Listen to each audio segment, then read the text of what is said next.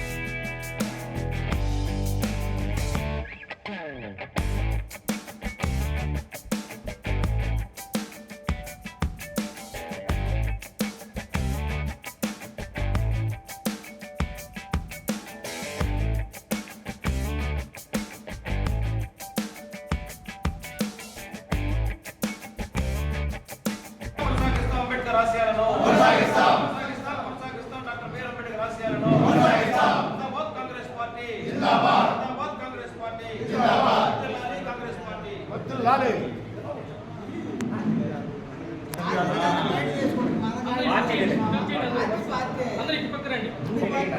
అందరికీ నమస్కారం. ఈరోజు భారత రాజ్యాంగ నిర్మాత, మన దేశానికి మంచి రాజ్యాంగాన్ని అందించినటువంటి మహనీయుడు, ఈనాటి వరకు కూడా ప్రజాస్వామ్య దేశంగా ప్రపంచ దేశాల్లో ముందు కొనసాగుతున్నటువంటి ఈ యొక్క భారతదేశానికి దిశానిర్దేశం చేసినటువంటి మహనీయుడు డాక్టర్ బాబాసాహెబ్ అంబేద్కర్ గారు.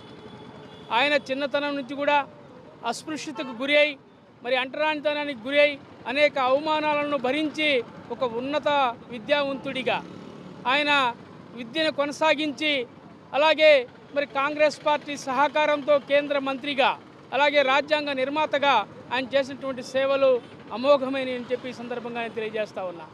ఈరోజు దేశవ్యాప్తంగా కూడా కాంగ్రెస్ పార్టీ ఆధ్వర్యంలో అంబేద్కర్ గారి మరి జయంతి ఉత్సవాలని మరి ఈరోజు ఘనంగా నిర్వహించుకుంటా ఉన్నాం. అందులో భాగంగానే మరి ఉదయం జిల్లా కాంగ్రెస్ పార్టీ కార్యాలయంలో అంబేద్కర్ గారి జయంతి ఉత్సవాలను నిర్వహించాం. అలాగే ప్రకాశం జిల్లా నడిబొడినటువంటి కలెక్టరేట్ వద్ద కూడా కాంగ్రెస్ పార్టీ శ్రేణులందరూ కూడా ఈరోజు వచ్చి ఇక్కడ అంబేద్కర్ గారికి పూలమాలలు వేసి ఘనంగా నివాళులర్పించిన విషయాన్ని ఈ సందర్భంగా గుర్తు చేస్తూ ఉన్నా. అంబేద్కర్ గారి ఆశయాల సాధన కోసం కాంగ్రెస్ పార్టీ ముందుండి పనిచేస్తుందని చెప్పి ఈ సందర్భంగా తెలియజేస్తూ, ప్రకాశం జిల్లా ప్రజలందరికీ కూడా అంబేద్కర్ జయంతి సందర్భంగా శుభాకాంక్షల్ని కాంగ్రెస్ పార్టీ తరఫున తెలియజేస్తూ ఉన్నాం. భారతరత్న, భారతదేశానికి రాజ్యాంగాన్ని అందించినటువంటి ప్రదాత, దళిత బడుగు వర్గాల ఆశాజ్యోతి డాక్టర్ బిఆర్ అంబేద్కర్ గారి 134వ జయంతి ఉత్సవాలని ఈరోజు దేశమంతా ఘనంగా జరుపుకుంటా ఉన్నారు. డాక్టర్ బిఆర్ అంబేద్కర్ గారి జయంతిని పురస్కరించుకొని ఈరోజు ఐక్యరాజ్య సమితిలో కూడా ప్రపంచ దేశాలు కూడా జరుపుకుంటా ఉన్నాయి. డాక్టర్ బిఆర్ అంబేద్కర్ గారి జయంతిని వరల్డ్ నాలెడ్జ్ డేగా ప్రకటించినటువంటి అందరికి కూడా శుభాకాంక్షలు తెలియజేస్తూ ఉన్నాం. ఈరోజు భారతదేశంలో ఉన్నటువంటి రిజర్వేషన్లు, మహిళా రిజర్వేషన్ కానీ, ఆర్థిక వ్యవస్థ కానీ, పరిపాలన విభాగం కానీ, ఇవన్నీ కూడా డాక్టర్ బిఆర్ అంబేద్కర్ ఈ దేశానికి రాజ్యాంగంలో పొందుపరిచాడు. ఈరోజు అనగానే ప్రజల కోసం రిజర్వేషన్ ఏర్పాటు చేశాడు. ఈ దేశంలో కులాలు మతాలని సమానంగా చూసుకోవాలని భారత రాజ్యాంగం రాశారు.